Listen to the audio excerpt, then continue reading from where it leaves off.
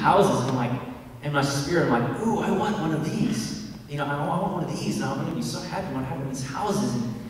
And I was driving around, and then suddenly I just felt in my spirit, this is wrong, what you're asking, what you're saying. So I stopped the car, and I said, Lord, forgive me for wanting such a nice place. And then the Lord, in his mysterious ways, he's like, Tim, don't worry about it. Put your seatbelt on. And it was strange because it was such a clear, you know. And so I clicked my seatbelt on.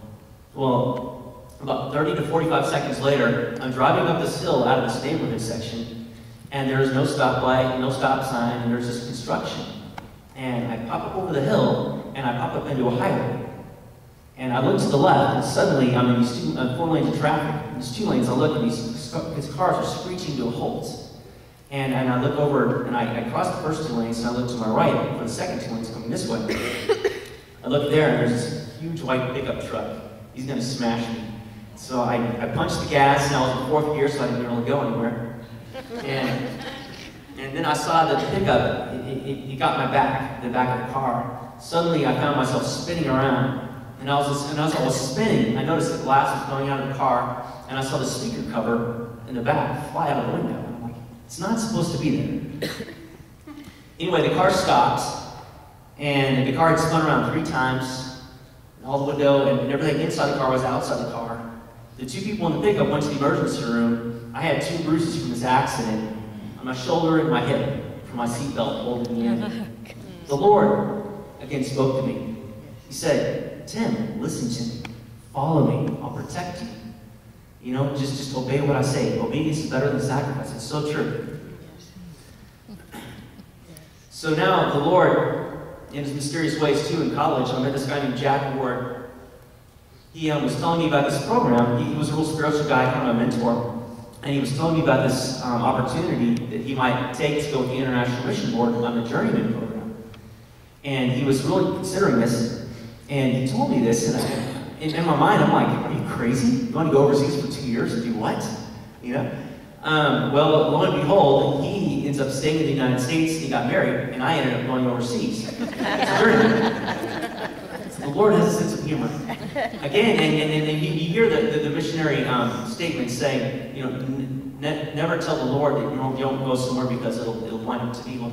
Well, when I began working, or when I began going through the process with IMB as a journeyman, I said, Lord, I'll go anywhere but Africa. I don't want to go to Africa.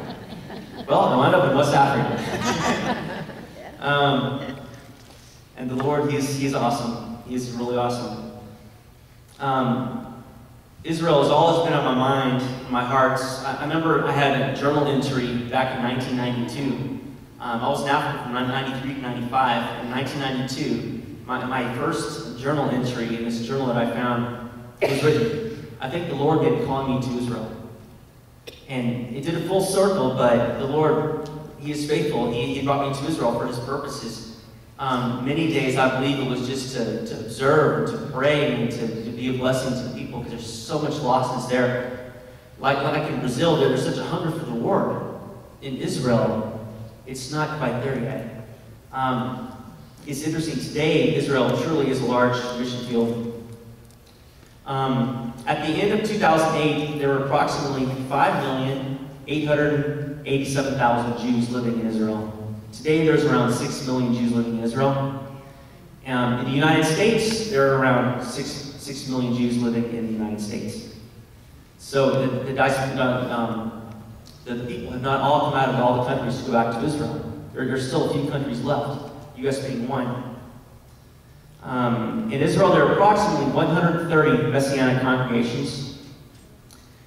In the year 2000, there were approximately 3,300 Jewish believers in Christ. 3,300 out of 6 million 10 years ago. Today, there's around 13,000 believers in Israel, and that's more than tripled the number of believers. But 13,000, there's a lot of work to do out of 6 million.